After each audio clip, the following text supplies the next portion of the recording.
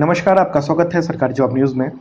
Scientist Stephen Hawking का निधन हो गया है 14 मार्च 2018 को। इस वीडियो में आप उनके बायोग्राफी को जानेंगे, उन बातों को भी जिनसे शायद आप अब तक अनजान होंगे, जैसे स्टीफन हॉकिंग का बचपन कैसा था, पढ़ाई कैसे हुई, बीमारी क्या थी।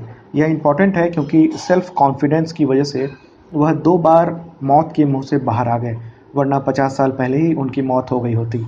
वह बोल नहीं पाते थे, फिर भी कम्युनिकेट कैसे करते थे। आपको स्पेशल व्हील चेयर के बारे में भी बताएंगे, जो उनकी थोड़ी यानी चिन्ह के इशारे पर चलती थी। उनकी शादी, फिर तलाक और फिर दूसरी शादी। सबसे इम्पोर्टेंट उनका रिसर्च, जिसने यूनिवर्स, ब्लैक होल और बिग बैंग को लेकर हमारी समझ को ही बदल डाला। एलियन को लेकर भी उनके विचार, धर्म को लेकर उनकी सोच और स्वर्ग के बारे में उनका विचार जानेंगे।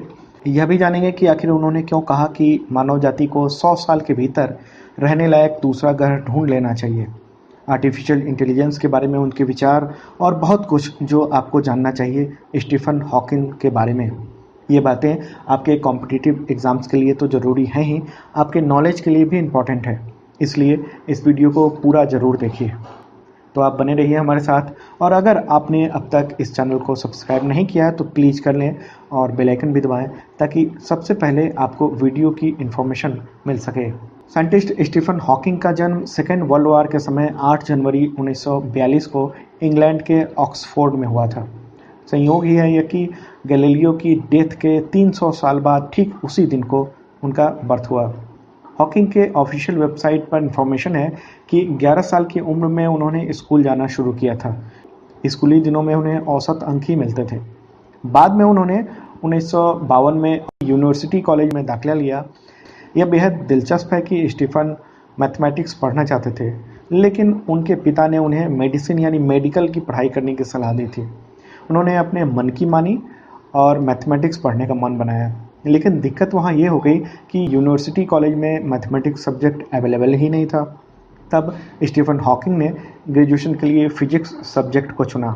बाद में उन्होंने 1965 में यूनिवर्सिटी ऑफ कैम्ब्रिज में properties of expanding universe subject पर पीएचडी पूरी की। ये पीएचडी बहुत मशहूर है, आज भी लाखों लोग उसको देखते हैं। 1988 में स्टीफन हॉकिंग को सबसे ज़्यादा चर्चा तब मिली जब उनकी पहली book a brief history of time from the big bang to black holes market में आई। इस बुक में उन्होंने लिखा था कि यूनिवर्स की शुरुआत बिग बैंग से हुई और उसका अंत एक ब्लैक होल है। मतलब एक ब्लैक होल में पूरी दुनिया, पूरा संसार या पूरा यूनिवर्स समा जाएगा, और उसके बाद जो विस्फोट होगा फिर वो बिग बैंग कहलाएगा उसको, और वो यूनिवर्स को एक नया रूप देगा। इसके बाद कॉस्मोलॉजी पर उनकी बुक आई, जो 1 करोड़ से ज़्यादा जिसकी प्रतियां बिकी। इसे दुनिया भर में साइंस से जुड़ी सबसे ज़्यादा बिकने वाली पुस्तक माना जाता है। अब स्टीफन हॉकिंग की निजी ज़िंदगी और बीमारी के बारे में आपको बताते हैं। उनकी प्राइवेट लाइफ के बारे में बहुत ज़्यादा लोगों को तब तक पता नहीं था जब तक कि उनकी पत्नी जेन वाइल्ड हॉकिंग ने अपनी मेमोयर यानी संस्मरण नहीं लिखा। इस संस्मरण का नाम था music to move the stars. ये बहुत चर्चित बुक है और इसकी कीमत करीब करीब 10,000 रुपये है। बात 1964 की है, जब जेन वो स्टीफन हॉकिंग की बहन की फ्रेंड थी। तो स्टीफन हॉकिंग की बहन ने उन्हें जेन से मुलाकात करवाई। इसके बाद हॉकिंग और जेन इंगेज हो गए। अगले साल 14 जुलाई 1965 को दोनों ने शादी की। 2 बेटा और 1 बेटी हुई। 1970 तक बीमारी की वजह से स्टीफन हॉकिंग की बोलने की क्षमता बेहद कम हो गई थी। इस बीच बीमारी की वजह से 1980 में स्टीफन हॉकिंग की मुलाकात नर्स एलेन मेसन से हुई। इसके बाद 1995 में जेन और स्टीफन ने तलाक ले लिया, और इसी साल स्टीफन ने एलेन मेसन से शादी कर ली। लेकिन जो दूसरी शादी उन्होंने की एलेन मेसन से, उनसे धर्म को लेकर काफ़ी वैचारिक टकराव होता था। एलेन क्रिश्चियन थी, जबकि स्टीफन हॉकिंग रिलीजन में विश्वास नहीं रखते थे। कुछ साल बाद ही दोनों अलग हो गए। बाद में 2006 में तलाक ले लिया उन्होंने। इस बीच पूर्व पत्नी जेन वाइल्ड स्टीफन हॉकिंग के साथ आ गई और वो साथ ही रहने लगी। अब स्टीफन हॉकिंग की बीमारी के बारे में आपको बताते हैं। हॉकिंग को 1963 में 21 साल की उम्र में एमियोट्रोफिक लैटरल स्क्लेरोसिस नामक बीमारी हो गई थी। इसे मोटर न्यूरॉन बीमारी भी कहा जाता है। इसकी वजह से उनके अधिकतर अंगों ने काम करना बंद कर दिया था। वैसे तो इस बीमारी से पीड़ित लोग आमतौर पर 2 से 5 साल ही जिंदा रह पाते हैं, और डॉक्टर ने उनकी ज़िंदगी के लिए भी यही भविष्यवाणी की थी। लेकिन हॉकिंग दशकों तक जिए विल पावर की वजह से। आत्मविश्वास की वजह से। अब सवाल है कि क्या है ये मोटर न्यूरॉन बीमारी? तो मोटर न्यूरॉन बीमारी में ब्रेन के न्यूरो सेल्स पर बहुत असर होता है। ये 2 स्टेज में होती है। पहले चरण में न्यूरॉन सेल को ख़त्म करती है बीमारी, और दूसरे स्टेज में ब्रेन से शरीर के अन्य अंगों तक सूचना पहुंचना बंद हो जाता है। तो इस बीमारी में मरीज को खाने, चलने, बोलने और सांस लेने में दिक्कत होती है। बीमारी बढ़ने के साथ ही मांसपेशियां कमज़ोर हो जाती हैं, ढीली पड़ने लगती हैं। शरीर के हर अंगों में सेंसेशन तो होता है, लेकिन प्रतिक्रिया नहीं होती। जब स्टीफन हॉकिंग ने शादी की, उसी समय डॉक्टर ने उन्हें बता दिया था कि 3-4 साल ज़्यादा से ज़्यादा आप जिंदा रह पाओगे, लेकिन फिर भी उन्होंने बहुत लंबा वक्त जिया। शादी के कुछ साल बाद उनकी फिजिकल एबिलिटी कम हो गई थी। वो चलने की स्थिति में नहीं थे, लिखना भी संभव नहीं हो पा रहा था। तब उन्होंने बात करने के लिए कंपल्सरी विजुअल मेथड को डेवलप किया। ये जियोमेट्री इक्वेशंस पर बेस्ड था। 1970 में उनकी बोलने की भी क्षमता चली गई। तब उनको नज़दीक से जानने वाला व्यक्ति उनकी भावना को समझकर कम्युनिकेट करता था। वो उंगली के इशारे और चेहरे के इशारे से भी बात करते थे। तो 1985 में जब वो फ्रांस और स्विट्जरलैंड के बॉर्डर पर यूरोपीय न्यूक्लियर रिसर्च ऑर्गेनाइजेशन सर्न को देखने गए, वहाँ पर हॉकिंग को न्यूमोनिया हो गया और बहुत ज़्यादा हालत ख़राब हो गई। तब डॉक्टर्स ने उनकी पत्नी से कहा कि लाइफ सपोर्ट सिस्टम को हटा देना चाहिए, क्योंकि अब हॉकिंस बचने वाले नहीं हैं। तब पत्नी जेन ने इनकार कर दिया और इस इनकार की वजह से हॉकिंग की ज़िंदगी बच गई। लेकिन तब उस समय उन्हें round the clock nursing care की ज़रूरत थी। उस समय नेशनल हेल्थ सर्विस उनके नर्सिंग का खर्चा उठाने को तैयार हो गया। इंग्लैंड का अमेरिकन फाउंडेशन ने भी पैसे दिए। नर्सों को 3 शिफ्ट के लिए हायर किया गया था। एक नर्स थी उस समय एलेन मैसन, जो बाद में उनकी सेकंड वाइफ हुई।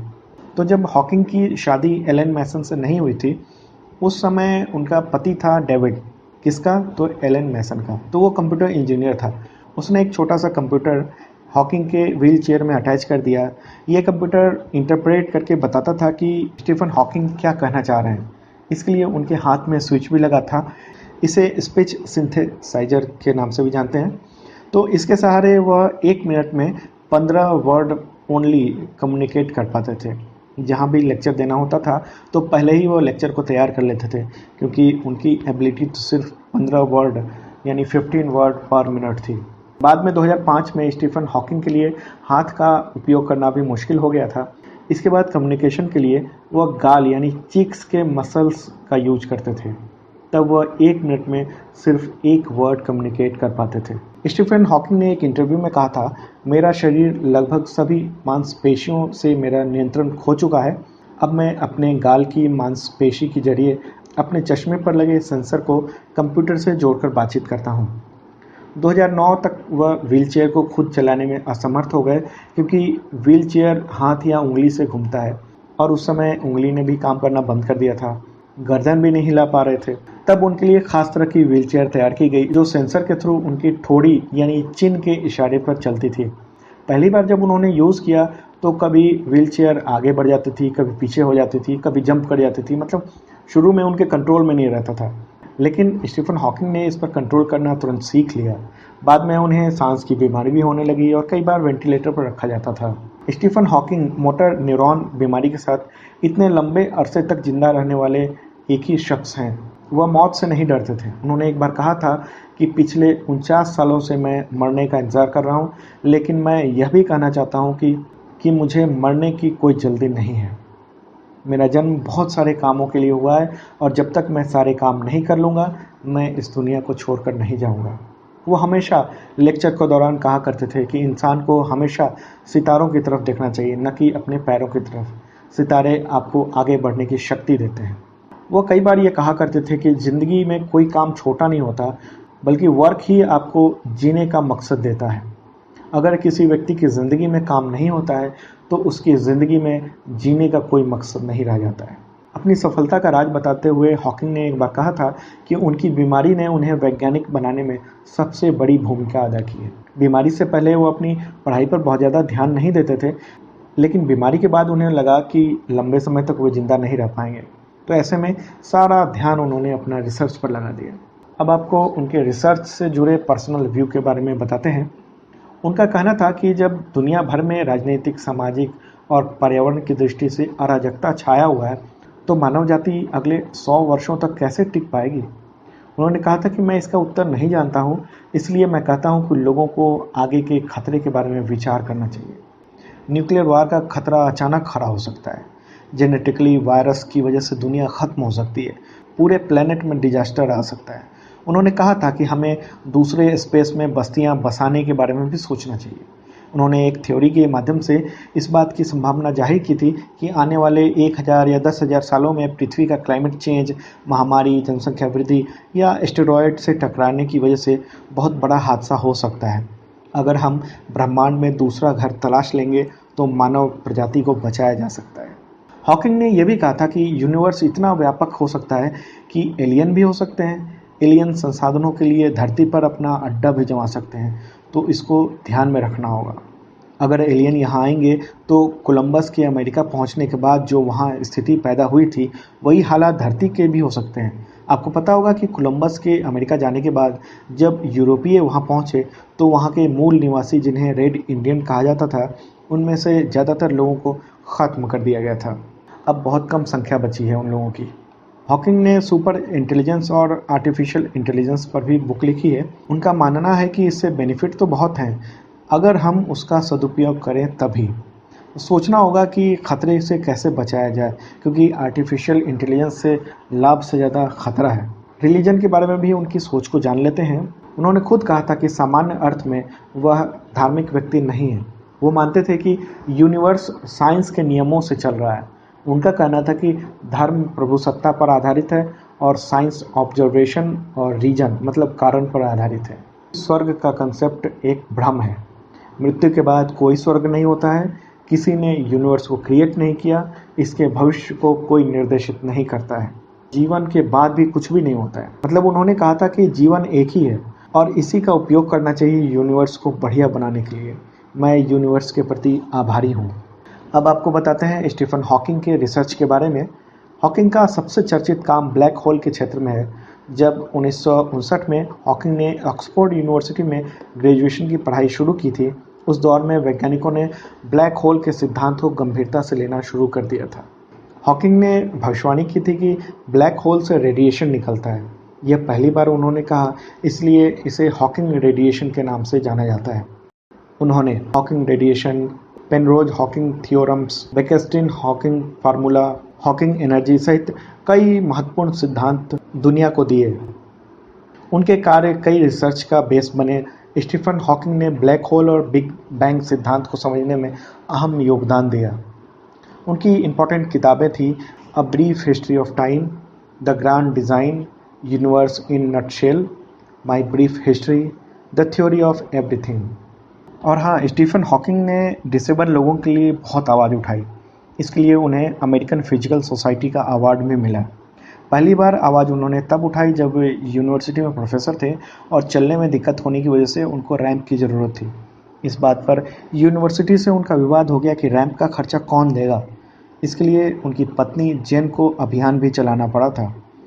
उन्होंने खुद के साथ डिसेबल लोगों के लिए भी बहुत सारे अधिकारों की बात की थी और उन अधिकारों को अब हम लोग देख रहे हैं कि हर जगह इम्प्लीमेंटेशन हो रहा है। तो स्टीफन हॉकिंग का निधन इस दुनिया के लिए बहुत बड़ी क्षति है। मुझे उम्मीद है कि इस वीडियो से आपको स्टीफन हॉकिंग के जीवन के बारे में कई नई जानकारियाँ मिली होंगी। कमेंट करके हमें बताइए। हमें यह भी बताइए कि आप किस तरह के वीडियोज़ पाना चाहते हैं। और हाँ, अगर आपने अब तक इस चैनल को सब्सक्राइब नहीं किया है तो कर लें, साथ में बेल आइकन ज़रूर दबाएं ताकि नए वीडियोज़ के नोटिफिकेशन आपको सबसे पहले मिल सकें। वीडियो देखने के लिए धन्यवाद।